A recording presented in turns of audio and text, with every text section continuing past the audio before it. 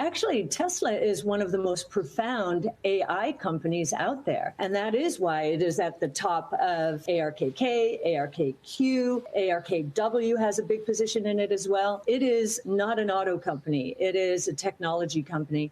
And autonomous taxi platforms, we believe, are the biggest opportunity in the next 5 to 10 years out there around artificial intelligence. So just to give you a sense of that, Tesla right now, its gross margins are in the 25% range. That's electric vehicles. We think they're going up from there. But autonomous is a SaaS model. Those autonomous taxi platforms, and we think Tesla's in the pole position to be the platform, the primary platform in the United States, those gross margins will be in the 80% range. So we believe that our target price for Tesla, at least the published one right now, is in the $1,500 to $1,600 range. Wow. From roughly $200 today. In the next 5, we have a 5-year investment time horizon.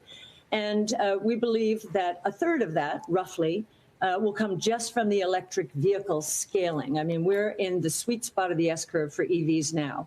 The rest of it will come from AI. And we think, those looking for killer apps, that's probably the biggest killer app out there globally. Electric vehicle sales, I think, were up 62%, although they may have revised that by the final version of this.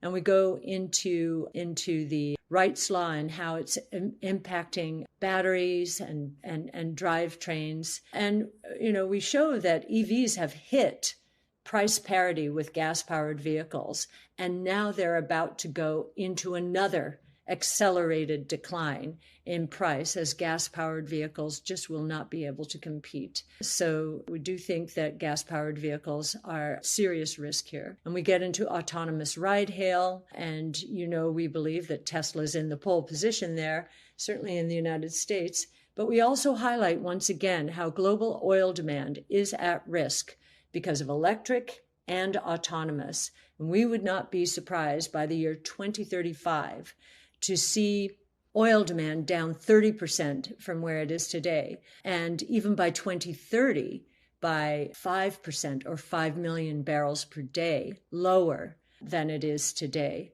So, and we also believe that auto sales may have peaked in 2017, that ride-hail, both human-driven and that soon autonomous, are going to continue driving down the demand for autos because the capacity utilization associated with ride-hail vehicles is so much higher than personally driven vehicles. And then we go into autonomous logistics and how drones are going to collapse the cost of the delivery cost of local small items down by 22-fold from $5.40 to 25 cents. And that's per delivery. Now, this will be at scale. That's not how low the price will be to start. In fact, the umbrella price is that $5 price from traditional delivery. But over time, competition will drive that price down to 25 cents. A couple of things are going on. Many of these technology companies had to gear up to handle COVID.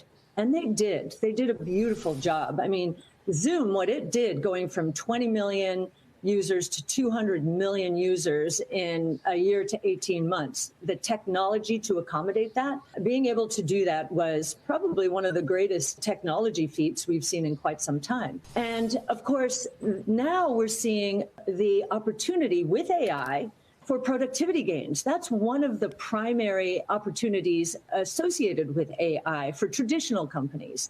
And so we think companies need to increase their productivity, and maybe they went a little bit too far hiring as they were trying to address all the needs that COVID presented. So we don't think this is the technology sector, in some kind of disarray or sunsetting in some way. Quite the opposite. We think they're harnessing new AI tools and other technologies to increase productivity and provide new products and services. We have launched in partnership with Titan, the ARC Venture Fund. Titan is it's a social distribution app, again, stirring up a little bit of change in the VC world For a minimum of $500, an individual can have access to some of the most, what we believe are the most important emerging companies in the world. You can find them in our ARC Venture Fund, both on our site at ARC-Funds and on Titan, of course. And so $500 minimum, quarterly liquidity up to 5% NAV.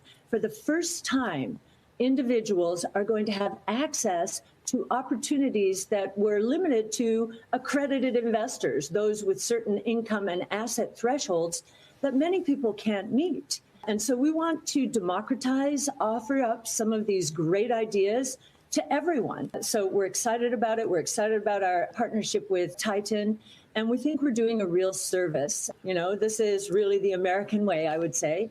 And then the other thing we're doing is we've launched in partnership with Eaglebrook 2 SMAs, one a cryptocurrency SMA, separately managed account, and another a crypto asset, because we believe this new asset class is going to be incredibly important in terms of transforming the world, but also diversifying portfolios. As I mentioned, I think the bond market is seeing something a little different from what the Fed and maybe what we're seeing from food prices and so forth. If you look at gold, the gold price, which I think is a very important price in terms of people flocking to it for inflation hedge. It peaked way back in August of 2020 and is a leading indicator. I think the biggest reason is interest rates coming down, inflation coming down, because the terrible performance in growth and innovation-based strategies over the last 18 months had been a function of expectations that interest rates and inflation would continue to rise and that we were stuck in a 70s style inflation. We are not. I think the bond market is beginning to lead the Fed. And yes, I do think we're not going to go straight up, of course. We don't want to go straight up. We want this to be much more deliberative in terms of investing. So yes. And new NASDAQ, this is an expression we've been using. We were trying to communicate last year, hey, our portfolios do not include the stocks in the NASDAQ for the most part, except for Tesla, perhaps. And, you know, the world is changing incredibly quickly here. And we're seeing this with AI, of course, all of the news around ChatGPT that's captured the public's imagination, captured business imagination. It's happening very quickly.